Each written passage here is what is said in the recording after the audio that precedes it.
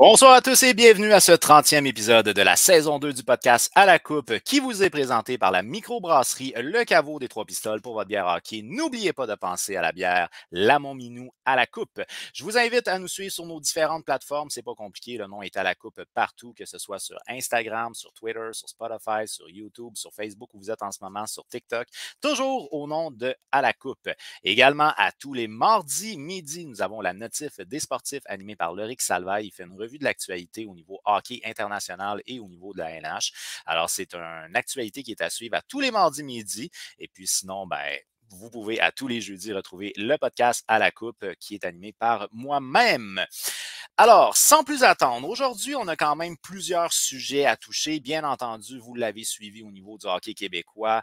Les Remparts de Québec sont champions de la Coupe Mémorial. On va en toucher un mot. On va également parler de la finale de la Coupe Stanley. Et il se pourrait peut-être qu'on jase avec quelqu'un de mystérieux en fin de show. En tout cas, ça, c'est quelque chose qu'on va voir. Pour l'instant, on va faire entrer immédiatement notre collaborateur aujourd'hui. Sam, comment ça va? Salut, ça va bien, toi? Oui, ça va très bien, mon cher Sam. Là, on peut le dire haut et fort, tu es de la région de Québec. Yes. Franchement, méchant party. Méchant party, mais méchante belle saison.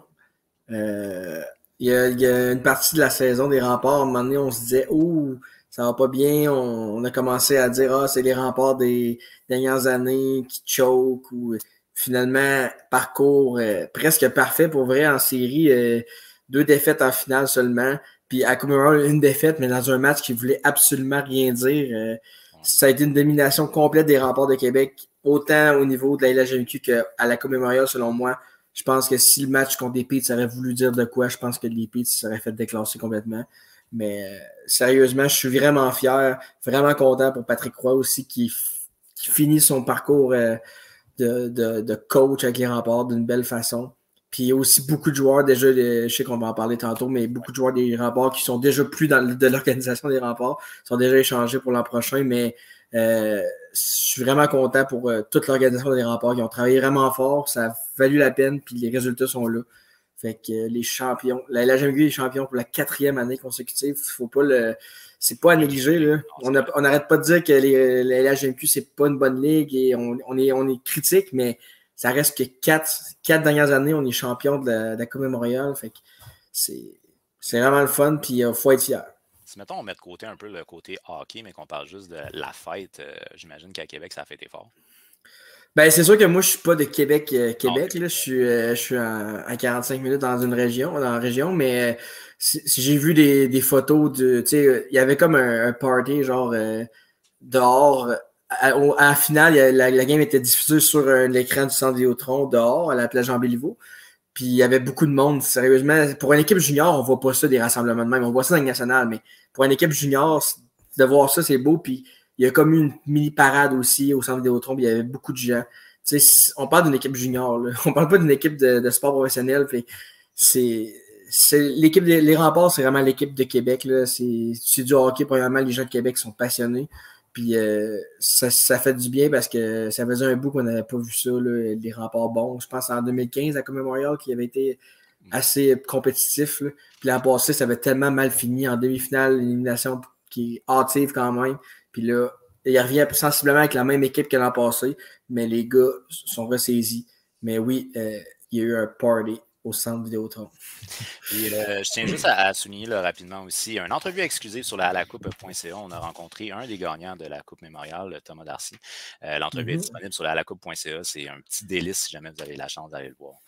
On a quelqu'un qui te passe le bonjour, mon cher Sam. Alors, salut Ben! Alors, sans plus attendre, on va y aller avec maintenant notre collaborateur pour ce qui est de la LHJMQ, mais aussi de la Ligue canadienne, Frédéric Knight, qui est avec nous. Frédéric, comment ça va? Salut, ça va bien, vous autres, les gars? Yes, sir. Yes. Alors, je tiens à souligner que vous l'aviez prédit, les Remparts l'ont remporté. Frédéric, une finale qui a été un peu one-way, je dirais. Ouais, je pense que. Ben, je m'attendais à ce que les Thunderbirds mettent. Tu sais, je m'attendais à ce que les Thunderbirds sortent plus fortes, là, sortent plus forts parce que là, les Remparts les avaient battus. Je m'attendais à ce que les Thunderbirds l'emportent ce match. J'avais dit qu'elle allait prendre leur revanche puis qu'ils allaient battre les Remparts. J'ai aucune rancune contre les Remparts, là, mais c'est que je m'attendais à ce que ce soit un bon match, mais que William Rousseau sorte un jeu blanc en finale de la Coupe Memorial pour vrai. Ouais. Wow. Quand même. Puis sinon, ben, on n'a pas le choix. Il faut qu'on parle quand même de Malatesta. Là. Je veux dire, il a remporté le meilleur joueur en séries éliminatoires dans la LHJMQ et à la Coupe Mémoriale. Ouais. Solide, le jeune. Ben, écoute, je pense que Sam l'avait prédit aussi. C'était notre MVP si les Remparts gagnaient. J'aurais aimé que ce soit William Rousseau avec le jeu blanc qu'il a fait, mais est-ce que le match numéro 3, quand ils l'ont mis dans les buts pour un deuxième match de suite, l'a affecté sur son MVP? Je pense pas, là, mais tu sais, chapeau à Malatesta, des séries, une saison incroyable. Écoute, ce gars-là, pour moi, j'espère qu'il fasse la Ligue nationale. J'espère, parce qu'avec la saison qu'il y a eu, là, wow. Puis si tu y vas du côté des Thunderbirds, méga déception, tu es un fan des Thunderbirds, tu t'attendais à quelque chose de plus solide. C'est quoi les points faibles selon toi? Dylan Gunter, pour vrai. Je l'ai dit la semaine passée, mais quelle déception. C'est comme, tu sais, même le gardien Thomas Milic, c'était un excellent gardien de but. Écoute, il était solide durant le tournoi, mais souvent, quand l'équipe suit pas, il peut pas rien faire. Mais Dylan Gunter, excuse-moi, mais pour un champion de la médaille d'or en championnat du monde junior, t'es où? Tu fais quoi? Je comprends que les Coyotes ont bien espoir en ce choix-là, mais pour moi, il n'a rien prouvé qu'il était prêt à faire la Ligue nationale. Là. Je vais haut, là, mais quand même. OK. Bon, c'est pas très optimiste pour moi, mais ceci étant dit, je vais vivre avec. Là, j'allais dire la même chose pour vrai. La déception du tournoi, c'est Dylan Gunter, mais tu sais, je pense pas qu'on peut se baser sur 5 matchs dans un tournoi pour dire que tu sais, il est pas prêt et tout, mais son attitude aussi, pas juste ses performances, son attitude, il a pas eu une pénalité pour double échec d'en face à un joueur qui restait 4 minutes. La game était probablement finie, mais ça reste que il y a peut-être une chance de faire un comeback historique, mais là, il a tout bousillé, puis à poignée de main, on le voyait, là, il disait même pas un mot, genre même pas un good job, ou genre il serrait la main criffement vite, genre tu voyais qu'il était, je comprends, c'est normal d'être déçu, mais tu peux quand même féliciter ton adversaire d'une manière civilisée, puis je trouve qu'il l'a échappé un peu là-dessus, mais le gars est encore jeune, tu sais, il y a quoi, il y a 19 ans, là, 20 ans, fait que je pense que moi, c'est un gars que j'aime bien, mais là-dessus, il m'a déçu. Puis si on peut revenir à Malatesta, ben, tu sais, comme Fred, il espère qu'il fasse la nationale. Ben moi, c'est sûr que j'espère qu'il va faire la nationale parce que c'est un joueur qui a versé un Blue Jackets, qui a signé son contrat d'entrée justement, fait que l'année prochaine, il va être avec les Monsters de Cleveland. Mais moi, c'est un gars que je voyais pas vraiment faire la nationale des deux premières années qu'il jouait avec les Remparts. Là. Puis cette année, ça a vraiment été un step-up. Le gars, son coup de patin s'est amélioré. Il a joué physique, mais on savait que c'était un marqueur, ça, c'était indéniable, mais le reste, on dirait qu'il a comme tout rassemblé ça ensemble, puis là, tout le monde parle de lui, puis je pense que les Blue Jackets l'ont vu, ben, c'est sûr qu'ils l'ont vu, ce qu'il a fait, là. Fait que j'ai vraiment hâte de voir comment il va s'adapter à la Ligue américaine, parce que ça, c'est un autre step, mais sérieusement, je suis vraiment content d'avoir pu admirer un joueur qui est repêché par mon équipe de si près, de l'avoir vu jouer en vrai, c'est quelque chose qui est le fun, puis pour Gunter, Yves, moi, je suis pas inquiet. Je suis pas inquiet tant que ça. Le lancer est là. Par contre, il va falloir qu'il travaille un peu sur lui-même puis sur quelques facettes. Mais je suis confiant pareil pour Dylan Gunter. Puis si, mettons, on reste dans la thématique des Coyotes, l'Anglois, ça a comment été, lui? Ben, pour moi, l'Anglois, il va falloir que les Coyotes fassent... Parce que, tu sais, on a Maverick Lamoureux aussi à Drummondville, qui est un grand défenseur pour l'équipe, là, mais... Les Coyotes, quasiment comme Anaheim, là, ils ont des bons espoirs en défensive, mais l'Anglois, il a vraiment prouvé qu'il était solide, qu'il pouvait faire confiance autant défensivement qu'offensivement. C'était le meilleur défenseur pour moi de la Coupe Mémorial pour les Remparts. Là. Komarov et Naus, c'est des bons défenseurs, mais l'Anglois, il est un peu plus vieux que ces gars-là, puis il a vraiment prouvé pourquoi c'était un des leaders de l'équipe. Là. Ah ben merci, ça me fait du bien d'entendre ça. Ben, je suis d'accord. Moi, je pense qu'il peut être un bon 5e défenseur dans la nationale. Je pense pas qu'il va runner à powerplay parce que, oui, Junior, il pouvait le runner, mais Ligue nationale, c'est une autre affaire. Je pense qu'il va pouvoir jouer en désavantage numérique. Je pense que c'est un gars qui a un IQ hockey quand même assez intéressant. Mais je le vois pas dans un top 4 NHL, mais je le vois dans un top 4, mettons, d'une équipe contender qui est capable de compétitionner. Mais, mettons, 5-6e défenseur avec les Coyotes ou une autre équipe, je le vois être dans une équipe, dans un top 6 là, régulier dans la nationale parce qu'il y a le IQ hockey, puis ça, c'est la chose la plus importante selon moi, qu'il faut que tu ailles en partant dans ta joueur de hockey, c'est un IQ hockey. Puis si tu l'as, le reste, tu peux t'améliorer plus facilement. Honnêtement, j'aime ce que vous dites parce que Bill Armstrong, lui, il parlait avec André Tourigny, puis justement, ils veulent focusser sur les défenseurs parce qu'ils considèrent qu'en ce moment, ils ont des lacunes. Fait que, tant mieux s'ils ont des jeunes qui poussent, c'est bien tant mieux. Je veux parler aussi de Rousseau, quand même, un blanchissage, un match qui était très haut en termes d'émotion. C'est un jeune qui a fait plus que sa marque, là. Oui, écoute, il a démontré que c'est un gardien. Je suis déçu un peu parce qu'il n'est pas repêché. Mais il y a une équipe de Ligue nationale pour moi qui va faire un vol. Là. Pour vrai, c'est un gardien qui est solide. Il monte en confiance avec les années. On l'a vu à chaque année, Rousseau il s'améliorait de plus en plus. Puis l'année prochaine, écoute, on va en parler dans pas long, là, mais je veux dire, il peut faire un back-to-back en gagnant encore la Coupe l'année prochaine avec les Huskies. Là. Fait que, pour vrai, William Rousseau, j'espère qu'il va faire la Ligue nationale un jour, mais moi je dis que la Ligue américaine, c'est faisable. C'est faisable pour lui. Là, pour vrai, je pense que ça va être un gardien qui va faire les échelons une étape à la fois. Puis pour moi, j'espère pour lui que son rêve va s'exaucer en faisant la Ligue nationale, mais on verra. Okay. Ben, encore une fois, félicitations au Rempart parce que franchement, ça a été une saison et des séries de fous de leur côté. Ouais. Puis ramener pour une 4e fois d'affilée la Coupe mémoriale à la LHG. Le job, guys. Si je peux mettre de quoi sur Rousseau, par contre, je sais qu'on a parlé de joueurs plus utiles, mais selon moi, j'aime bien Malatesta, mais selon moi, c'était William Rousseau qui méritait quand même le MVP de la Coupe mémoriale. Des séries de la LHMQ, c'est autre chose, mais la première game contre Seattle, c'est vraiment lui qui a volé la game. Puis Malatesta a scoré 4 buts dans le tournoi, dont un tour de chapeau, mais dans son tour de chapeau, c'est 2 passes de Justin Robida, magnifique. Il y avait juste à la mettre dedans. Fait que j'étais content de voir Malatesta, mais on l'a vu quand Malatesta a gagné le trophée. Il est allé voir Rousseau avant d'aller voir le trophée. Puis je pense qu'il a dit je pense que c'est toi qui le méritais. Puis il est allé porter après, il est allé vers lui, il a donné. Puis les deux ils ont le cheveu, mais moi je pense que c'était Rousseau qui méritait plus que Malatesta, malgré que je suis un fan de Malatesta. Rousseau, c'est vraiment le gardien, le joueur, un des joueurs les plus importants des Remparts. Puis comme Fred dit, avec Rouen Randa l'année prochaine, il va avoir la chance de répéter tout ça. Puis je pense pas qu'il faut qu'il soit inquiet de ne pas être repêché parce que les gardiens de but, on le voit. Là. Bobrovski, présentement en série, il est en finale de la Coupe, c'est le meilleur gardien des séries à date. Jamais repêché. Adin Hill, je suis pas sûr qu'il a déjà été repêché. Les équipes repêchent plus les gardiens hauts comme avant parce qu'il y en a tellement des bons qui sont sous le radar.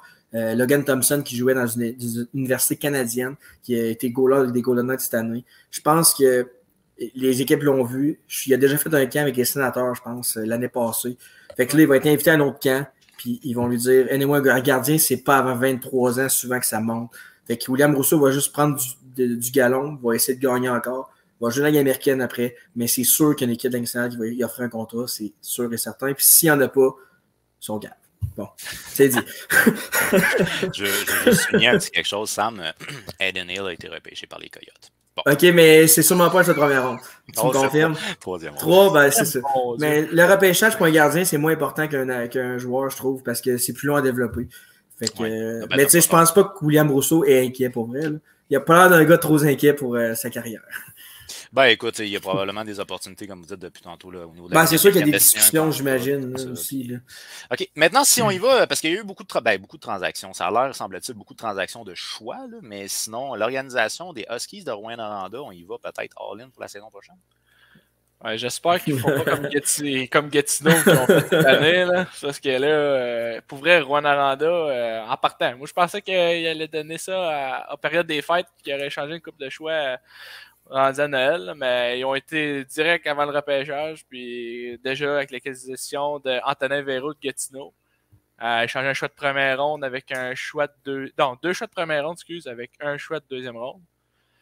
Puis après ça, on a été chercher Jérémy Langlois. Jérémy Langlois, je sais qu'il y a des rumeurs, là, mais je veux rien dire. Là. Il y a des rumeurs qui circulent en disant qu'il ne sait pas s'il va vouloir aller au camp. Est-ce que c'est... En tout cas, c'est des rumeurs. Est-ce qu'il va y aller? Je ne sais pas. Là. C'est juste des spéculations. J'espère pour Rouen que c'est pas une cause perdue. Mais pour William Rousseau, je pense que c'est déjà confirmé. Là, ça va être le gardien. Ça va être le joueur de la concession pour le Rwanda. Là. C'est la saison prochaine. Ouais. Okay. Mais pour Langlois, je pense pas que ça a coûté si cher, justement. Je pense que c'est à cause que, justement, il y avait un doute qu'il allait sûrement tourner pro l'année prochaine. Ouais. OK. Fait que ça diminue sa valeur, je veux pas, parce que t'es pas sûr de l'avoir. Ouais, c'est sûr que si t'es pas sûr de l'avoir. Si ça va bien à Arizona, peut-être qu'ils vont lui offrir un contrat puis il va aller jouer dans la Ligue américaine. Tout dépendant comment ça va. Là. OK. Ouais, ben ça tombe sous le sens. Ça a bien du sens. Sinon, on a commencé un ménage déjà chez les Olympiques. C'était une équipe qui était contender cette année, pourtant. Ouais, écoute, un gros flop cette année, là, mais il manquait Noah Warren, pour vrai, c'était le manque, là, pour vrai. Là, il manquait une pièce défensive aux Olympiques. Écoute, en ce moment, Antonin Véro parti à Rwanda. Charles-Antoine Pilote, grand défenseur du pied 3, parti à Val-d'Or. Puis on a échangé aussi Olivier Boutin, qui a pris la direction d'Acadie Batters, puis qui a pris la direction de Moncton. Qui a pas resté longtemps. Ouais, il n'a pas resté longtemps. Okay.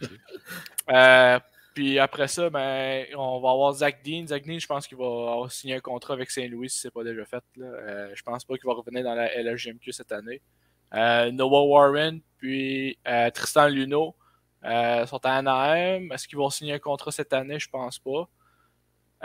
Luneau, les rumeurs qui disent qu'il l'envoie à Halifax, d'autres disent qu'il l'envoie à Victoriaville. J'ai hâte de voir. Halifax, si ça en va à Halifax, pour vrai, ça va être une grosse pièce pour Halifax, surtout avec la jeune équipe qu'ils ont eu cette année. Je sais qu'ils perdent 3 joueurs de 20 ans importants. Mais pour Victoriaville, avoir Tristan Luneau en défensive avec des Frédéric Brunet, là, puis Nathan Darvaux, meilleur gardien de l'année dans la Ligue canadienne, ça va faire des dommages, je pense, pour les Tigres. C'est des gros moves de ce côté-là. Sinon, as-tu des nouvelles d'Alexis Gendron? Es-tu encore là? Son stage est-tu fini? Lui, selon des spéculations, je pense qu'ils vont lui offrir un contrat à Philadelphie. Okay. Pour Cam McDonald à Tampa Bay, c'est pas confirmé. Je pense pas qu'ils vont lui offrir un contrat cette année. Mais selon une couple de quelques rumeurs, Alexis Gendron, je pense qu'il va se mériter un contrat. Il a eu une super belle saison pour vrai. Là, puis si on lui offre pas de contrat, j'imagine qu'ils vont l'échanger, ça c'est sûr. Mais on n'a pas eu de nouvelles. Pour l'instant, ils ne savent pas, fait qu'ils font pas de mots par rapport à ça. C'est dur à dire, je pense que ça va se faire à Noël pour vrai. Là. OK. Sinon, du côté de l'Océanique et du Dracor, il y a eu beaucoup de mouvements aussi? Ouais, ben comment on t'a cherché Justin Gill de Sherbrooke. Bonne acquisition pour Bécomo, pour vrai. En ayant aussi cherché Sean Person de Rimouski, je pense. Puis, gros bonhomme. Mais je veux dire, Rimouski sont en train de liquider, sont en train de chercher des morceaux pour la coupe. Là. Je pense qu'au fur et à mesure, ils sont en train de bâtir une équipe. Là. Vincent Filion, un bon gardien de but qui ont été cherchés de Moncton. Est-ce qu'au repêchage, parce qu'on a vu aussi le repêchage s'en vient demain, William Lasselle dans les buts, est-ce que c'est encore dans les plans de Rimouski? Je sais pas. Il y aurait quelque chose d'autre. Ouais, mais c'est ça. Tu vas chercher un bon. Ils ont 2 bons gardiens. Un gars de, je pense, c'est la République tchèque, puis un autre, Vincent Fillon, qui viennent juste d'aller chercher. Je verrais pas pourquoi il irait chercher un William Lasselle dans les buts. À moins qu'il en échange un des deux. Là, mais... Je suis peut-être perdu, mais Patrick Armoula, qui tu parles? Ouais, c'est ça. Il s'en est pas en Europe, lui? Ouais, il a signé avec Tampere. Je pense que l'équipe, c'est dans la Ligue élite de Finlande. Okay. Donc, il va quitter. Il ne reviendra pas avec l'Océanique. OK. Sinon, tu as déjà parlé de Luno. Fait les Tigres, est-ce que tu avais quelque chose à rajouter? Les Tigres ont été plutôt tranquilles pour une équipe que je pense que quelques personnes voyaient peut-être bâtir une équipe pour la Coupe. Nathan Darvaux qui a gagné le gardien de l'année. Qu'est-ce qu'ils vont faire? Vont-ils aller à All-In cette année? Ou ils vont liquider? Ils n'ont pas fait de mouvement pour l'instant. pour cette année. Ils n'ont même pas de choix de première ronde, en plus, je pense, au repêchage. Fait que, je sais pas. OK. Puis sinon, Daigle, il est là. Ouais, Daigle est là. C'est peut-être le temps de peut-être faire une reconstruction. Sinon, s'ils veulent aller all-in cette année, avec les Frédéric Brunet, puis s'ils vont chercher Luno à défense, ils vont bâtir quelque chose, mais je pense qu'ils n'ont pas assez de pièces offensives pour pouvoir aller all-in cette année. Fait que... OK. Puis si on se déplace maintenant du côté de Drummondville, une grosse acquisition en Ethan Gauthier. Oui, Ethan Gauthier qui s'en va rejoindre l'organisation avec son père. Oui. Je pense que tout le monde s'attendait à ce qu'il s'en aille à Drummondville. Mais c'est une grosse acquisition de Drummondville avec les Mavericks Lamoureux à la défense, là, les Justin Côté. Ça peut faire des dommages en série. Par exemple, il manque quelques pièces à Drummondville. Drummondville doivent être actifs au repêchage ou à Noël s'ils veulent avoir la chance de gagner la Coupe cette année. Parce que là, tu viens d'ajouter une pièce comme Ethan Gauthier en attaque. Tu dois bâtir de quoi avec ça, là. Tu peux pas avoir fait ce move-là avec aucune intention derrière, mettons. C'est ça. OK, je comprends très bien ton point. Alors, c'est le repêchage, comme tu l'as dit, demain de la LHJMQ. Oui. C'est quelque chose qu'on va suivre avec beaucoup d'intérêt du côté du projet à la Coupe, puisqu'on va avoir des représentants qui vont être sur place pour pouvoir rencontrer les gens et suivre ça. Toi, est-ce que tu fais partie de ceux qui vont écrire sur le repêchage ou toi, tu n'es pas disponible? Moi, je vais être à la maison en train d'écrire. Fait que... Et voilà, fait que c'est un rendez-vous sur le alacoupe.ca, entre autres Frédéric qui va nous parler du repêchage. C'est à quelle heure demain? Je pense que c'est 7 h, je pense. 7h30, je pense que j'ai vu. Je me souviens même plus. Peut-être dans le champ, là, il me semble que c'était à 10 h du matin. vendredi matin à 10 h. Mais je me trompe peut-être, là, mais il me semble que c'était à 10 h du matin de mémoire. Là. Samedi, je pense que c'était à 10 h. Ah, ça se peut que je me trompe de bon. Bon, écoute, rendu là. C'est un rendez-vous demain sur la coupe.ca. On va faire quand même le suivi de. OK, c'est samedi le repêchage, pour ça que tu me dis ça. C'est vendredi ou c'est samedi le repêchage? C'est samedi. La première ronde, c'est. D'habitude, la première ronde, c'est toujours le vendredi. OK. Fait que à moins qu'ils ont fait un gros changement cette année, là, mais à chaque année, il y a la première ronde un vendredi, puis le reste des rondes le lendemain matin. OK. Fait qu'on suit ça sur la coupe.ca. Écoute, Frédéric, merci beaucoup. Merci, les gars. Je te souhaite une belle soirée. Merci, Fred. Bye. Niveau LNH maintenant, série finale plutôt décevante, on va se le dire. Deux méchantes varlopes qu'on a eues du côté de la Floride. Une défaite de 5-2 contre les Golden Knights et de 7-2. Pas très optimiste pour les Panthers. Ouais, c'est sûr que ça n'a pas été les meilleurs matchs. Moi, c'est ce que j'avais peur de cette série-là, c'est que Vegas avait beaucoup plus de profondeur partout à l'attaque comme en défense. Puis des Panthers avaient quand même eu presque 2 semaines sans jouer. Ça paraît, là. Ouais. Quand une équipe ne joue pas pendant un long moment.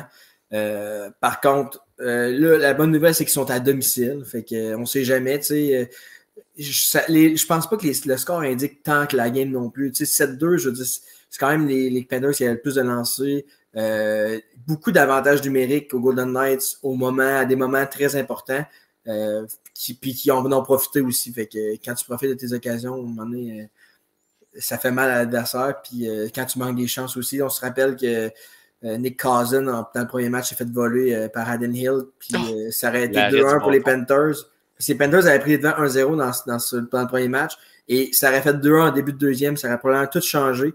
Mais ça a changé de l'autre bord. Un arrêt de même. C'est le même arrêt presque que Brendan Oldby contre les Golden Knights. C'est le même but. C'est dans le même but que c'est arrivé. Oldby, lui, a fait l'arrêt, puis les Capitals avaient gagné. Là, Adden Hill fait le même arrêt, puis là, il s'aligne pour gagner. Fait que je pense qu'il faut que tu fasses un arrêt spectaculaire avec le bâton pour gagner à Vegas. Pour le record, là, on fait juste situer un peu. C'est un arrêt, dans le fond, où Adden Hill il était un peu sorti de sa cage, puis il s'est reviré de bord avec son bâton. Il a réussi à l'arrêter dernière minute, là, in extremis. Matthew Tkachuk, en même match, 2 inconduites. C'est bien beau de vouloir brasser les choses, mais il y a quand même de la limite. Est-ce que la deuxième inconduite était méritée? Ben, les deux inconduites n'étaient pas méritées, selon moi. Oh. La deuxième, ben, c'est à cause qu'il restait 4 minutes, je pense. Oh, la première, ça n'avait aucun sens. Là. Je veux dire, le gars a fait une mise en échec légale à Jack Eichel en plein centre. C'était violent, mais c'était épaule à épaule. Puis là, il y a eu une escarmouche qui a donné 10 minutes à Matthew Tkachuk. Mais ça, premièrement, c'est un mauvais appel des officiels. Puis ça prive les Panthers de leur meilleur joueur pendant 10 minutes pour absolument rien. Moi, je trouve que l'arbitrage dans cette série-là, il y a un avantage du côté de Vegas. Là. Les calls sont callés d'un bord, sont pas callés de l'autre. Puis oui, à la fin, les Panthers ont des avantages numériques, mais c'est parce qu'un avantage numérique à 0-0 puis à 1-0, tandis qu'un avantage numérique à 6-1, c'est pas pareil. Fait que il y en a plein qui disent ouais, mais les pénalités sont égales. Ouais, mais il faut que tu regardes le moment où ce que les pénalités ont été décernées. Puis donner 10 minutes à Matthew Tkachuk pour une mise en échec légale. J'ai bien de la misère avec ça pour vrai.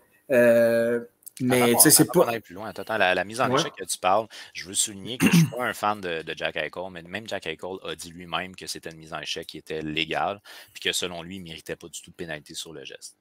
Ouais, exact. Puis quand le joueur qui reçoit le coup le dit, ça en dit long. Puis Jack Eichel, depuis qu'il est arrivé à Vegas, il a vraiment maturé. C'est un joueur que j'aimais quand même beaucoup à Buffalo. J'avais un jet des sables avec son nom en arrière. Mais je trouve que présentement, c'est une des raisons pourquoi Vegas sont aussi bons. Il fait partie de ça. Là. Oui, c'est une équipe, Marchessault, Barbachev, Mark Stone. Ils jouent en équipe, mais Jack Eichel est un gros morceau de cette formation-là. Puis chapeau à lui parce qu'il s'est tellement fait écœuré. Il s'est fait dire que c'était pas un bon leader, c'était pas un joueur d'équipe, mais il est en train de prouver le contrat à tout le monde. Puis il est en train de prouver qu'il va gagner une Coupe Stanley avec Connor McDavid. Fait que c'est quand même chapeau à lui. C'est pas encore fait, mais selon moi, les Golden Knights vont remporter. Ça me surprendrait qu'ils perdent 4 matchs en 5 rencontres. Il reste 5 rencontres maximum, mettons. Ça me surprendrait beaucoup. Mais tout est possible. Pas moi non plus. Là. Je l'espère. J'ai les statistiques de Bobrovsky, mais let's be honest, là, c'est 826 d'efficacité. Lyon, c'est 800. Moi, ce que je remarque, c'est que les Golden Knights bloquent plus de tirs que les Panthers. Puis le devant de l'enclave est beaucoup plus hermétique du côté de Vegas qu'il est du côté de la Floride. En quelque part, Bobrovsky, il a beau être bon, mais c'est pas un sauveur non plus. Ouais, mais Bobrovsky, il n'y a pas de but qui peut faire de grand-chose. Je veux dire, il n'y a pas de mauvais but. J'apporte un bémol, c'est 1-0 pour les Panthers, finalement. Braden Montour vient de marquer. Fait que c'est 1-0. Puis lui, si j'allais le nommer, là, il fait partie aussi des joueurs qui ne sont pas présentés vraiment en finale. Puis Braden Montour, les Panthers, sont pas là parce qu'ils ont une équipe complète, puis qui joue 4 trios, puis qui joue 6 défenseurs. Ils sont là parce que Montour, Tkachuk, Bobrovsky, Barkov jouent du gros hockey. Ouais. Fait que Montour avait pas le choix de stepper up. Là, c'est 1-0. Qui sait si le momentum pourrait virer de bord dans la série. Mais pour revenir à Bobrovsky, t'as raison. Il peut pas faire tout seul. Il peut pas faire de miracle à toutes les fois. Mais il faut que ces joueurs l'aident aussi. Tu sais, mener des 2 contre 1, des échappées, des tirs parfaits. Dans la Ligue nationale, les gars, quand ils sont tout seuls devant le but, là, que ce soit Carey Price, Vasilevski, Bobrovsky, à un moment donné, le trou il est là, ils vont le trouver. Fait que c'est aucunement de la faute à Bob. Par contre, il peut se reprendre. On sait que le hockey, c'est un sport de momentum. Puis ça peut changer en un match, ça peut changer. Un jeu peut tout changer. Je pense que c'est ça qui est arrivé à Vegas. Le jeu de Cousin, l'arrêt de Hill a changé le momentum. Là, il faut que les Panthers trouvent un moyen de le mettre à leur avantage. De pousser ça de l'autre côté. Ouais, mais là, c'est un match qui est à suivre ce soir, puisque s'ils prennent un déficit de 0-3, non, à 0-3, c'est fini, mais à 2-1, ça peut faire. Ça peut jouer dans la tête aussi des Golden Knights. Là. Adin Hill, c'est pas un gardien qui est excellent. Pour vrai, là, il me surprend, il me fait mentir à toutes les fois, mais ça reste mince. Je sais pas si tu comprends ce que je veux dire. Là. C'est pas un gardien qui a été dominant toute sa carrière et que. Fait que des fois, il peut accorder un mauvais but puis ça peut jouer là. Par contre, là, il vient de faire encore un arrêt incroyable sur Duclair qui était tout seul dans l'enclave. Fait que il n'a pas l'air à être ébranlé par le premier but. Mais ça reste à suivre. Puis j'espère qu'on va avoir une série quand même en 6 là, pour qu'il y ait plus de hockey, parce que là, après ça, ça va aller au mois d'octobre. Juste ça, là, c'est que je faisais pas partie de ton équipe, là, j'en fais un peu partie. Là, une série finale qui se finirait en 4, je serais très déçu. Ben, c'est pas bon pour le sport, c'est pas bon pour la Ligue nationale, c'est pas bon pour personne. Fait que, puis les Panthers, on se rappelle que la seule fois qu'ils étaient en finale, ils ont perdu en 4. Fait que, est-ce que c'est la malédiction de la Coupe Stanley? On va voir. C'est à suivre. Sinon, il y a eu une grosse transaction cette semaine. Alors là, on va sortir les grands le tableau. Chercher ça. Attends une minute. Parce que c'est une transaction d'un défenseur que moi, je qualifie aussi comme étant un top 4. Je sais qu'on s'en est parlé un petit peu brièvement, toi et moi. Là. Mais pour moi, c'est Provorov est un défenseur qui va avoir un rôle capital à jouer. Es-tu prête? Let's go! OK, fait que là, on y va avec une transaction. Ah, c'est bon, je vois pas grand-chose. Attendez une minute, je vais grossir ça. Donc, bon, les Blue Jackets reçoivent Provorov. Si ça ne dérange pas, on va finir avec ça. On va commencer avec les Kings de Los Angeles qui reçoivent Kevin Connaughton, Aiden Hudson et ils retiennent 30% du salaire de Provorov. Les Flyers, là, ça va être quelque chose. Carl Peterson, je ne me trompe pas, c'est un jeune gardien, lui. Jeune, ben ça dépend jeune. Je pense qu'il y a 25, peut-être. Une vingtaine, OK. Ouais, je sais pas, mais selon moi, c'est pas lui qui était le joueur targeté dans cette transaction-là. Je pense qu'il allait chercher parce qu'il voulait peut-être un deuxième à Carter Hart, mais je ne vois pas comme un gardien d'avenir des Flyers. Je le vois comme un contract dump aussi pour les Kings. Okay. C'est plus ça, je pense, pour ça qu'il y a eu des espoirs de donner. Puis c'est pour ça que les Kings, quand tu regardes la transaction, ils n'ont pas reçu grand-chose. Non, vraiment pas. Mais on va commencer avec les Flyers. Sean Walker, ça, ben, à ce que j'en sais, c'est un bon prospect défenseur. Là. C'est un défenseur de profondeur. Je pense pas qu'il... c'est pas un top 4. Non, ça sera jamais un top 4. Puis je pense que ça va être un défenseur de profondeur qui peut aider. Mais encore là, je pense pas que c'est le joueur que les Flyers targetaient dans cette transaction-là. Un autre contrat qui est dumpé par les Kings. OK. Moi, j'ai une bonne estime quand même pour Sean Walker. Ensuite de ça, j'imagine que ça doit être ton joueur visé, LJ Grant. Ben, c'est un très bon espoir, lui. C'est un jeune défenseur suédois. Okay. Je crois qu'il est suédois, je suis pas mal sûr. Mais en tout cas, ça a l'air qu'il est ami avec un espoir des Flyers qui est Tyson Forster. Lui, c'est vraiment un bon prospect. Là. C'est un top prospect encore dans la Ligue nationale. Fait que je pense que lui, ça, c'est les Flyers qui ont dit si on prend vos contrats, vous allez nous donner du nanan. Puis ça en fait partie. C'est un nanan sur les autres. Là. Le reste aussi, ça en est. Là. Mais je pense que c'est un grand défenseur qui a un bon potentiel. C'est effectivement un Suédois. 6 pieds 4, 205 livres, un choix de deuxième ronde en 2020 des Kings de Los Angeles. Il évolue actuellement dans la Ligue américaine. Ouais, et voilà. Et puis sinon, après ça, on s'en va avec des choix au repêchage. Là, un choix de deuxième ronde en 2024. Ouais. Le choix de première ronde en 2023, c'est un choix qui vient des Kings, si j'ai bien compris. Non, c'est les Blue Jackets. Ben ouais, c'est le choix des Kings. Ben, là, il y en a beaucoup. Ouais, c'est ça. Il y en a beaucoup qui voyaient CBG first round pick, mais c'est CBG first round pick, entre parenthèses, Los Angeles. Parce que là, il y en a plein qui ont dit ils ont échangé le troisième au total. Non, c'est pas le troisième au total.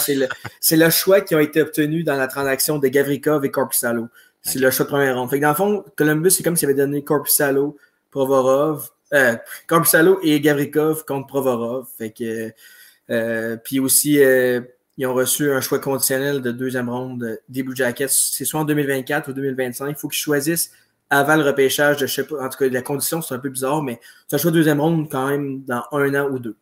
Moi, ce que j'avais lu, c'était après le repêchage de 2023. Ouais, il faut qu'ils choisissent quel, mais je pense que 2024-2025, anyway, avec cette transaction-là, on voit que Columbus veut step up de la cave, comme on dit. Là. Fait que, mais le 30% des Kings aussi, c'est quand même. Tu vois que les Kings ont rien. C'est pas une transaction qui est bénéfique pour les Kings de Los Angeles, celle-là. Là. Mais c'est cette transaction-là qui a permis de signer Vladislav Gavrikov à 2 ans. Ah, ça l'a libéré de l'espace. Oui, exact. Fait qu'eux, ils ont donné des Peterson et Walker pour avoir de la place. Ils ont pris un pourcentage de Provorov de 1,4 million, je pense qu'il faut qu'ils payent. 30%. Puis, 30%, mais c'est un salaire de 6,4, fait que ça fait 1,4. Puis c'est ça, ils ont reçu des joueurs de la Ligue américaine. Fait que c'est vraiment pour. Ils ont fait le ménage dans leur contrat, puis ils ont pris une petite partie du contrat de Provorov de 2 ans. Et puis, on termine le tout avec Provorov, qui va débarquer du côté de Columbus.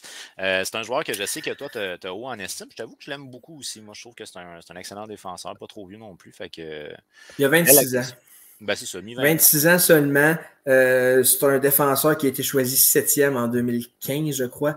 Et en 8e, c'est Zach Werenski qui a été choisi 8e. Fait que 7 et 8 sont comme rendus coéquipiers dans la Ligue nationale.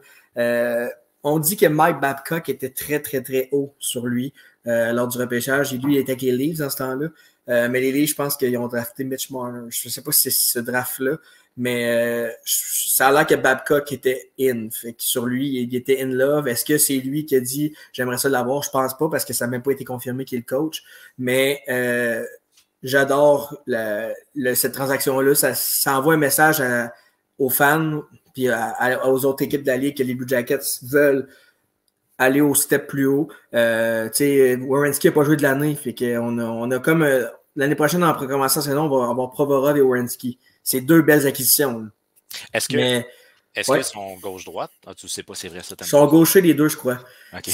Les deux sont du même bord. On voit sur la photo que Provorov est gaucher, là, la manière qui tient son bâton. Les photos, ça dépend comment. Ouais, mais je me semble que j'ai entendu quelqu'un, Anthony Saint-Amand, me semble, je suis pas sûr, mais qui avait dit que les deux étaient gauchers. Fait que techniquement, ils joueront pas ensemble. Fait que ça risque d'équilibrer le tout, en fait. Parce que le fait qu'ils ne jouent pas ensemble, ça va être un bon top 4 avec Bogvis. Peut-être Jiricek va faire sa place aussi. Mais il n'y a jamais assez de bons défenseurs dans le top 4. Puis là, on en a un vétéran de 26 ans. On s'entend il reste 2 ans de contrat. Est-ce qu'il va vouloir rester à Columbus? Je ne le sais pas. Par contre, moi aussi, c'est sûr que là, il y en a plein qui disaient que l'affaire qu'il n'a pas voulu porter le gilet, ça allait mettre la main dans le vestiaire. Mais moi, je ne crois pas ça. D'ailleurs, le DG, Jarmo Kekalainen, a affirmé que lui, c'était un choix personnel, ce qu'il faisait. Ça n'avait pas rapport avec le hockey, c'est de la politique, puis lui, il n'embarque pas là-dedans. Puis il a dit que s'il voulait protéger sa famille de quoi que ce soit, parce qu'on sait que lui, c'est pas... Oui, c'est une religion, mais c'est aussi la Russie, on ne sait jamais ce qui peut arriver. Fait que moi, je suis quand même très, très, très heureux de la transaction, j'ai hâte de voir. Puis il y a beaucoup, beaucoup, beaucoup de joueurs russes avec les Blue Jackets, des Kirill Marchenko, des Yegor Chinakov, des Dimitri Voronkov, Daniel Tarasov, des joueurs qui ont entre 20 et 23 ans. Lui, ça pourrait être le papa de ces joueurs-là. C'était Gavrikov qui fait jouer ce rôle-là avant. Là, il n'est plus là. Fait que là, on a Provorov. Fait que j'espère qu'il va signer long terme. Je sais que les 2 dernières saisons ont été dégueulasses pour Provorov, mais dans une équipe qui a beaucoup de difficultés comme les Flyers, je suis pas inquiet. Je pense qu'il va pouvoir devenir le gars qu'on avait vu il y a peut-être 2-3 ans. Fait que j'ai hâte de voir, ça me donne un boost à la saison. Je sais que la saison n'est pas finie, mais j'ai vraiment hâte que ça commence pour le voir avec un autre gilet que le orange. Là. Ça va faire bizarre un peu, mais bon, j'ai hâte de voir. Là, je regarde sur Daily Face-Off, la projection, c'est Werenski avec Peak, puis Provorov avec Boquist. C'est intéressant comme top 4 quand même, puis c'est pas trop vieux non plus. C'est Werenski avec qui, tu m'as dit? Werenski avec Andrew Peak. Ouais, Andrew Peak, c'est ça. Et Lombonkis avec Provorov. Ouais, ça c'est si, mettons, Jiricek connaît peut-être un moins bon camp ou ils veulent encore le mettre dans une ligue américaine, mais je crois que plus tard, ça va être David Jiricek qui va prendre la place, puis ça va être un bon top 4, mais c'est ce Provorov, il a juste signé 2 ans. Puis moi, je trouve que ça n'a pas vraiment coûté cher. Un choix de première ronde en 22e au total, sérieusement, c'est quoi les chances que tu vas avoir un défenseur comme Provorov à ce stade-là? Puis rendu là, les Blue Jackets sont plus en reconstruction, sont rendus dans une mode qui veulent finir la finition. Là. Ils sont en train de plastrer, ils veulent peinturer, ils veulent mettre ça beau. Là. Puis, on a quand même un choix qui est 3e au total cette année. Puis on a une banque d'espoir, on l'a dit, on a parlé avec Fred, on a parlé de James Malatesta, mais c'est aussi Ken Johnson qui est très, très jeune. Sérieusement, l'avenir est beau, puis j'espère que Provorov va pouvoir rester à long terme avec les Blue Jackets et s'épanouir. Tu te risques pour une petite projection pour le repêchage 3e total si on va vers qui? Ben moi, j'ai 2 joueurs que je veux. Si c'est pas ces 2 joueurs-là qui sont pris, je vais être vraiment déçu. Mais c'est soit Adam Fantilli s'il ne sort pas 2e ou Leo Carlson, le Suédois. Je m'attendais tellement, parce que tu m'as tellement parlé des Russes avec les Blue Jackets, je m'attendais à Michkov. Non, parce que Michkov, c'est pas avant 2 ans et demi, 3 ans. Ouais. Fait que les Blue Jackets veulent un gars qui va les aider maintenant. Puis Leo Carlson, je pense que dans 1 an, je pense qu'il va jouer en nationale cette année, mais je sais que le head scout des Blue Jackets, c'est Joseph Boumedian, qui est toujours en nationale, qui est un Suédois. Kekalainen, c'est un Finlandais. Je sais qu'ils n'ont pas repêché Puljujarvi, mais j'imagine que Leo Carlson est dans leur liste. Puis ils ont dit qu'elle allait drafter un centre. Fait que déjà là, ça enlève Michkov, parce que Michkov, c'est un allié. Il est un allié, ouais, c'est vrai, j'avais oublié, mais c'est vrai, ils ont mentionné. Fait que ça serait Fantilli, Carlson ou Will Smith, dans le fond. Moi, je pense que Fantilli va être pris par les Ducks. S'il n'est pas pris par les Ducks, ça change la donne. Mais Fantilli ou Carlson, j'adorerais ça. Je serais vraiment, vraiment, vraiment content. Carlson, il est aussi un centre? Carlson, c'est un centre, oui. OK, parfait. Écoute, quelqu'un qui va aider dans l'immédiat une autre organisation qui n'est pas ta meilleure, c'est Cole Caulfield, qui a quand même signé pour un total de 8 saisons à la hauteur de 7 850 000 par année. Une coquette somme de 10 millions en bonus juste pour avoir signé. Et écoute, ça te rapporte, hein, signer un bout de papier quand tu joues dans la LNH? Bonne signature quand même, 8 ans, en dessous du capitaine. Je pense que pour un gars qui peut te faire 40 buts dans la LNH, c'est plus que rentable. Ah, c'est un excellent contrat. Je pense pas qu'il y ait quelqu'un qui peut dire que c'est un mauvais contrat maintenant. J'ai entendu des gens dire que c'est une aubaine. J'ai de la misère avec le mot aubaine parce qu'une aubaine, normalement, c'est quelque chose qui est pas cher. Là. On s'entend qu'il va quand même payer 7,8 millions. Fait que c'est de la place à la masse qui pogne. Mais c'est un excellent contrat pour Cole Caulfield s'il continue comme ça à marquer peut-être 40. Là, j'ai vu du monde qui parlait de 50, 60 buts. Je pense qu'il faut rester quand même... mettons qu'on se limite à 40 pour l'instant. 40, c'est exceptionnel pour un joueur qui sera 40 buts. Bon. Fait que, mettons, on dit 40. S'il se rend 50, 60, ça va encore mieux. Mais à 40 buts par année, à un salaire comme ça, c'est un bon contrat. Fait que Cole Caulfield, je suis sûr qu'il va revenir à 100% avec son épaule et tout. J'ai vraiment hâte de voir une première saison complète enfin pour Caulfield parce que ça n'est jamais arrivé encore une saison complète nationale, mais c'est un excellent contrat du Canadien, je pense que puis Caulfield a peut-être voulu signer moins haut pour avoir d'autres joueurs meilleurs, mais j'ai hâte de voir. C'est une hiérarchie salariale un peu là, avec les Canadiens. J'aime moins ça pour vrai, mais si Kent Hughes veut construire son équipe comme ça, j'imagine qu'il y a un plan et tout. C'est pas nécessairement comme ça que je construirais mon équipe, mais si lui a décidé que c'était comme ça, il y a quand même 2 joueurs en bas de 25 ans qui sont signés pour à très long terme. Fait que c'est quand même excellent. Puis on n'aura pas vraiment le temps d'en parler, le fait que Pierre-Luc Dubois aurait demandé un échange, là, mais ça va être difficile quand même de fitter avec l'idée de hiérarchie salariale chez le Canadien. Ça va être difficile de fitter là-dedans à Pierre-Luc Dubois. Ben, ça va être difficile, surtout qu'on a appris aujourd'hui qu'il visait un contrat en moyenne avec 9 millions par année pour Dubois. Fait que déjà là, on est 1,2 quelque chose au-dessus. Fait que ça me surprendrait que le gars descende de 1,2 millions par année. Fait que, puis je suis pas mal sûr qu'il peut l'avoir son 9 millions ailleurs. Fait que je suis pas mal sûr qu'une équipe va y donner. Fait que, il y a des bonnes chances. Bon, il y a des bonnes chances. Puis, écoute, Cole Caulfield, quand même, s'il fait un 50 buts un moment donné, écoute, il va valoir plus qu'à la peine parce que à 7 millions 50 buts, ça serait tout un aubaine. Là, on me dit comme quoi il y aurait quelqu'un qui voudrait parler de justement la signature de Cole Caulfield. Ah ouais? Qui ça? Mon oncle Marcel. Mon oncle Marcel est là. Hey, bonjour! Comment ça va, la gang? Ça va bien? Bonjour! Hey, ça va madame. super! Hey, je vous écoutais parler, puis je me suis dit, je vais venir jaser de petit Cole avec vous autres. Écoute, sens-toi à l'aise, mon cher. Ben oui, il faut en parler. Non, attends. Excusez, c'est ma femme Micheline. Micheline, là, je suis sur la pitonneuse, puis je parle. C'est pas grave. Correct. OK, on peut continuer, là. Oui, je voulais vous dire que je trouve que moi, c'est une bonne signature, Cole Caulfield.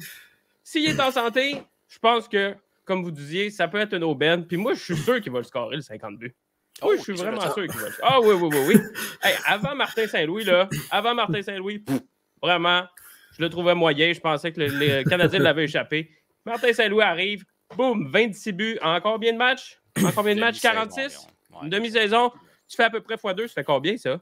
Ben, ça fait 52, ça fait 52. Yves. Hein? Ouais, ça fait 52, ça. Qu'est-ce que t'en penses? Moi, je pense qu'il va l'avoir, son 52. Fait que là, à ce moment-là, pour toi, Cole Caulfield est un gars qui va probablement challenger Austin Matthews dans les années à venir. Ah oui. D'après moi, ça va être un vrai superstar. Même si le monde le considère poids-plume, là. Écoute, comme je le disais, Martin Saint-Louis, il a été poids-plume, puis il s'est rendu jusqu'au bout.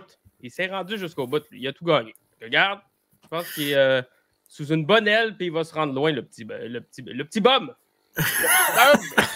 Il va se rendre loin. Puis, est-ce que tu as aimé le call qu'il a fait, Cole Caulfield, qui mentionnait comme quoi c'est déjà beaucoup d'argent. Moi, ce que je voulais, c'est signer à long terme. Je voulais rester stable. Oui, c'est ça. Le monde, il chiale qu'il n'y a personne qui veut jouer à Montréal. Quand on a des jeunes qui veulent jouer à Montréal, pourquoi on ne les signe pas? Pourquoi on ne leur donne pas l'argent? Il est content, il veut jouer à Montréal. Il aime l'ambiance, il aime Nick Suzuki, il aime l'équipe, il aime tout le monde. Il a le sourire d'en face à tous les soirs. Ça a l'air qu'il apporte une énergie différente, semble-t-il, avec son enthousiasme. Là. Fait que, c'est un gars qui apporte quelque chose dans la chambre, puis qui apporte quelque chose aussi au Kodak, on va se le dire. Là. Ben oui, certain. Hey, la dernière fois qu'on a eu un corps jeune de même, je pense que c'était avec Pacioretty, Gallagher, Galchenyuk, puis Price. On peut-tu en avoir un nouveau? Oui, puis ça risque d'être différent parce que là, ton corps n'est pas bâti sur ton gardien. Là. C'est exactement ça. Exactement. On a du Nick Suzuki, on a du Caulfield. On peut aller même avec Dak. Moi, j'irai avec Dak. Même le nouveau 5e choix, je sais pas qui vous pensez que vous allez avoir. Moi, je sais pas si je l'essayerais, Michkov. Avec tout ce qui se passe, j'ai peur. Mon oncle n'aime pas les Russes, c'est quoi? Ah, mon oncle, vous savez comment c'est les mononcles, hein? Les mononcles, ils n'aiment pas trop ça, ces affaires-là. Fait que non, moi, j'irais peut-être avec un petit Will Smith, puis s'il est comme l'autre, il va donner des gifs à tout le monde. Il va y avoir de la bataille, ça, cette arène-là. Oui! Hey, dans mon temps, là, la bataille, il y en avait partout. Oui. Là. C'est sûr. Okay, belle référence à Will Smith, ça. Ah oui. Ben oui, les jokes, là, il faut en faire. OK, mais pour toi, Michkov, même s'il y a beaucoup de talent, c'est non, on touche pas à ça. Non, surtout que je pense qu'il faut qu'il finisse son contrat. Ouais. Ça se peut-tu? Ben, c'est exact. ça, là. Si ça devient un Romanov numéro 2, moi, j'en veux pas, là. Ouais, mais si ça vient Kaprizov numéro 2, qu'est-ce que tu dirais de ça? Ah, ben là, mon oncle, il va peut-être se tromper. C'est pas grave. Faut savoir avouer ses défaites, là, des fois, là. Ah, c'est sûr. Il faut s'avouer vaincu. C'est sûr. Puis j'aimerais ça savoir, mon oncle, tu penses quoi, toi, exactement, de la hiérarchie salariale? Donc, ça veut dire que personne gagne plus cher que Suzuki. Contrairement à Sam, moi, je suis d'accord avec ça. OK. Je suis d'accord avec ça, moi, la hiérarchie. C'est bon, ça. De toute façon, on s'entend-tu que c'est juste 25 000? Il pourrait donner ça en tranche de pain, puis ça reviendra au même. C'est pareil. Non. Le Moi, pain vaut cher. Oui. Moi, je suis achetable, le pain, hein? Moi, je suis bien d'accord avec ça. OK. Pour toi, le fait qu'aucun joueur qui va arriver dans l'avenir du côté de l'organisation du Canadien ne peut être payé plus que 7 quelques millions, c'est quelque chose qui est acceptable? Ben, je pense que oui. Je pense qu'avec les jeunes joueurs qu'on a en ce moment, c'est faisable. C'est faisable. Je regarde ça en ce moment. Le prochain contrat qui est à échéance des jeunes, c'est en 2024-2025 de nos jeunes Slavkovski. Non, c'est en 2025-2026. Slavkovski, s'il toffe jusque-là, s'il y a une bonne saison aussi. Jacky aussi, c'est l'année prochaine. Qu'on est encore bon, je pense que oui. Oui. On est confortable avec ça. Oui. Puis sinon, je veux savoir aussi ton opinion. Qu'est-ce que tu penses de Carey Price? Là? On l'a perdu, puis c'est un joueur qui était emblématique pour l'organisation dans les 10 dernières années. Oui, c'est ça, comme on parlait tantôt de Core. Ben là, je pense que malheureusement, avec une petite larme sur le coin de l'œil, il va falloir dire adieu à Price. Par contre, en parlant de Core, on a peut-être un petit Samuel Montembeault qui peut s'en venir. Ça comme ça, je l'ai vu gauler au championnat de l'IHF. Il t'en a gaulé toute une, là. Ouais, disons qu'il a été peut-être même le joueur le plus utile, si je ne fais pas erreur, à l'équipe canadienne. Ben, c'est ça. Fait qu'on peut peut-être bâtir autour de ça. Là. Moi, je pense qu'on peut être confiant aussi niveau goaler. On peut être content niveau à l'attaque. Puis la défense aussi. Avec les jeunes qui s'en viennent. Il y a des jeunes partout. On a des jeunes partout ici. Ça me sort des oreilles aussi. Toi, t'es-tu le genre de gars à penser qu'il faut absolument des Québécois? Parce qu'on parle de Montembeault, là. Ça, contrairement à ma génération, moi, ça me dérange pas. Me dérange pas. Moi, tant que la POC est dans le goal, c'est tout ce qui compte. Moi, si je peux pitcher ma casquette du Canadien quand il score de joie puis mon chandail le déchiré, moi, c'est tout ce qu'il faut. Ça me dérange pas qu'il parle français, québécois, allemand, russe, tout. J'ai dit français, québécois, mais c'est pas la même chose. Non, c'est pas pareil. Non. OK, c'est bon, on comprend la logique. Oui. Fait, pour la saison qui s'en vient, mon oncle, on en pense quoi de l'organisation du Canadien? Ça fait-tu les séries, ça? Moi, je pense que si tout le monde est en santé. Il faut faire attention. Oui, je pense qu'on peut faire les séries. Je pense pas qu'on se rend loin. Mais je pense qu'avec une organisation jeune, qui a du guts, qui veut jouer, qui a vraiment du fun tout le monde ensemble, on l'a vu avec la saison que le Canadien s'est rendu en finale de la Coupe. On n'avait pas le meilleur club, mais on avait un club qui était tissé serré et qui aimait jouer ensemble. Fait que là, je pense qu'on est en train de reproduire la même dynamique, puis c'est ça qui va nous faire se rendre un petit peu plus loin que cette saison-ci, ça c'est sûr. Ça sera pas dur à battre. Non, ça c'est sûr que non. Puis il y a une chose aussi qui est certaine, c'est que dans ton corps, là, tu parles de leadership, tu as une bromance qui existe entre Caulfield et Nick Suzuki. Et comme tu as mentionné un peu plus tôt, Caulfield il aime Suzuki. Suzuki il aime Caulfield. Fait que je pense qu'on a probablement un duo qui va être capable de mener cette équipe-là. Oui. Moi, je suis vraiment confiant en ces deux joueurs-là. J'ai même pas mentionné non plus Caden Goulet tantôt. Je ne l'ai pas mentionné, Jacky non plus. Moi, je pense que il peut y avoir plein de petites bromance qui se... Hey, on est en 2023. Là. La bromance, là, ça me va. C'est pas de ma génération, mais je comprends ça quand même. Là. Il peut y avoir à droite, à gauche de la bromance. Tant que mon équipe a gagne, c'est tout ce qui compte. C'est tout ce qui compte. J'ai quasiment l'impression d'entendre à l'époque de La Grèce antique, c'était Ouais, assez ouais, commun dans l'armée qu'il y avait des rapprochements très forts entre les soldats. Ah oui, je savais pas. Bon, tu vois, mais il était fort, ces Grecs-là. Bon, tu vois, c'est ça qu'il faut. En tout cas, on n'ira pas là-dedans. Alors, tout ça pour dire, mon oncle, tu es très satisfait de la signature de Coco Field. Tu l'as pour les 8 prochaines années. Est-ce que tu vas arracher ton T-shirt à son 50e but dans une saison? Non, mais je vais peut-être le faire broder, par exemple. En ce moment, mon jersey rétro, il n'est pas brodé, mais c'est sûr, je le fais broder.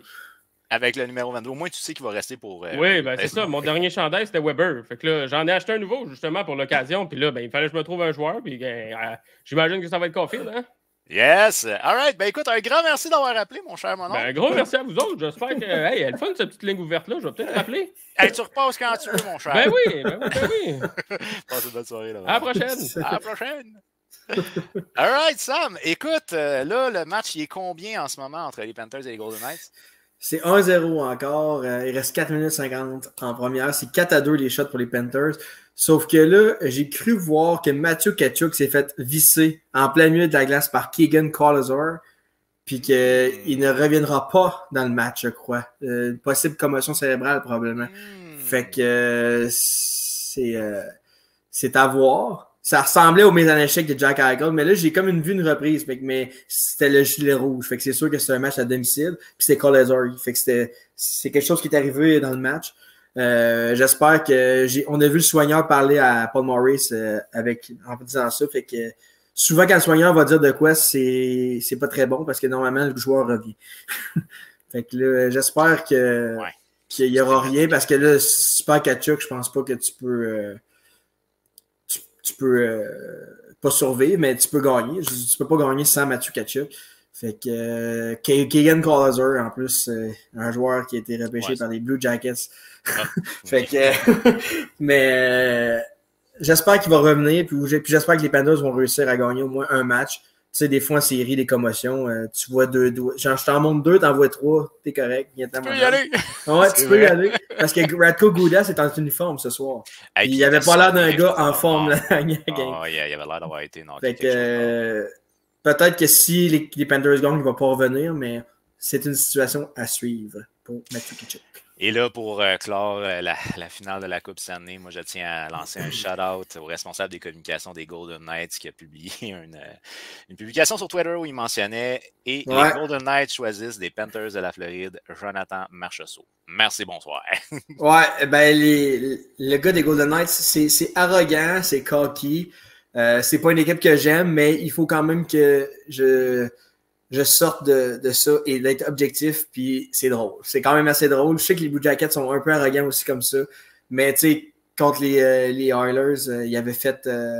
les Oilers étaient comme we're gonna take this game tonight, puis les Golden Knights avaient comme mis un L pour lose, puis il dit go take that. C'est arrogant, c'est cocky, mais en même temps, ça fait pogner, puis combien de gens sur Twitter qui connaissent pas tant le hockey voient les affaires de même, puis c'est juste bon, ça fait parler. Fait que, puis tu sais, ça fait partie de la game être cocky. Là, je veux dire, j'aime pas les Golden Knights, puis je dis que c'est quand même bon. Là. Mais c'est vraiment drôle parce que c'est contre des Panthers en plus. Puis Marchessault est avec des Panthers, puis il est en train de. Il va probablement gagner Conn Smythe. Fait que, puis en plus, tout est dans tout. Il faut mentionner que les Panthers avaient transigé pour s'assurer qu'ils choisissent. Ouais, c'est ça. Fait que c'est quand même. C'est ça, il voulait absolument. Oh, et là, c'est 1-1. Oh. Mark Stone.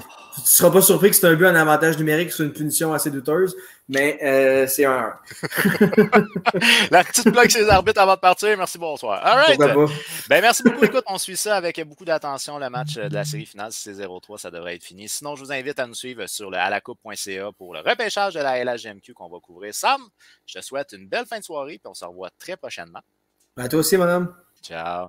Pour vous à la maison, eh bien, je vous invite à nous suivre sur nos différentes plateformes, toujours au nom de À la Coupe. Alors, on est disponible sur Spotify, Facebook, YouTube, Twitter, TikTok, toujours au nom de À la Coupe. Et ici, que nous suivre sur le alacoupe.ca, on a des textes régulièrement, dont entre autres le repêchage de la LHJMQ, qui sera couvert par notre équipe de la LHJMQ. Alors, c'est à suivre sur nos différentes plateformes cette fin de semaine. Sinon, je vous invite aussi à écouter la Notif des sportifs à tous les mardis midi, animé par Loric Salvaille. N'oubliez pas, pour votre bière hockey, la Montminou de la microbrasserie Le Caveau des Trois Pistoles, partenariat avec À la Coupe. Je vous dis un très grand merci d'avoir été là et je vous souhaite une belle fin de soirée. Prenez soin de vous. Bye bye.